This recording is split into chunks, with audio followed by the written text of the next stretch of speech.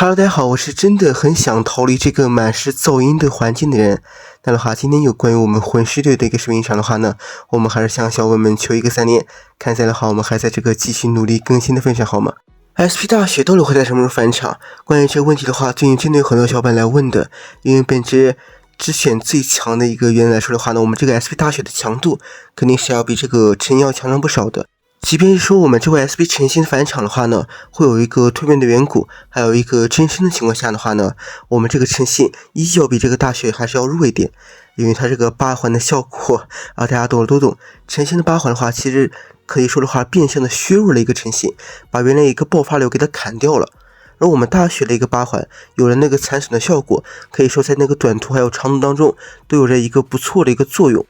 有关于我们这个 SP 大雪到底会在什么时候返场的这么的一个事情，我们大致的话可以给大家说一下的。众所周知的，我们 SP 魂师目前的话，作为我们游戏当中的一个大特色来说的话呢，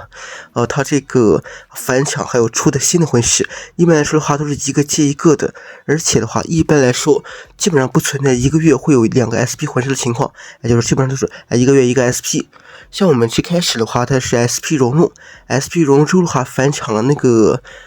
老虎，然后的话老虎之后的话千岛流千岛流之后的话晨星所以的话就是这么的一个顺序。简单来说的话呢，就是一个新的接一个返场，就是这么的一个情况。那么这个的话，如果说返场晨星之后的话呢，它也是肯定不会说连续2个返场的，就又返场一个大雪，中间的话肯定是隔了一个新魂师的。那么这个新魂师的话，大家都知道嘛，就是我们的一个修罗剑鞘小舞基本上就是板上钉钉的一个事情。因为的话，无论是那个解析包呢，还是我们官方的一个口头的一个描述都是这么的一个魂师。所以说按照这么的一个事情来说的话，我们10月份是 SP 晨星，然后11月份是这个修罗剑鞘小舞，那么12月份的话是这个大雪。但的话这是按照最快的一个顺序那万一的话到过年给你出个小舞，那么的话我们大雪的话就要等到明年开春的1月份了所以说总之的话最早呢应该也是在12月份返场的。然后我们再来聊一下我们大雪的这么的一个萝莉皮肤这个皮肤的话呢目前是已经修复了我们可以给大家去试玩一下。这个皮肤呢，目前如果说你在右边的话切到这个巨蟹的一个魂环，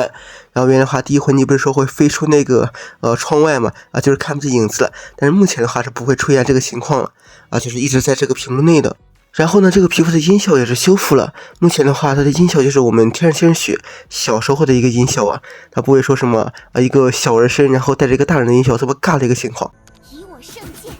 至此终结。光明之圣域。不过的话呢，即使它修复了，这个的话跟我其实也没有什么特别大的关系，因为我确实买不起，所以这就是这么的一个情况。那么咱们这视频到这里就正式结束了，非常感谢我们各位小朋友们看，最后的话麻烦大家点赞、3连关注一下，然后好不好？我们就这下期视频了，再见了。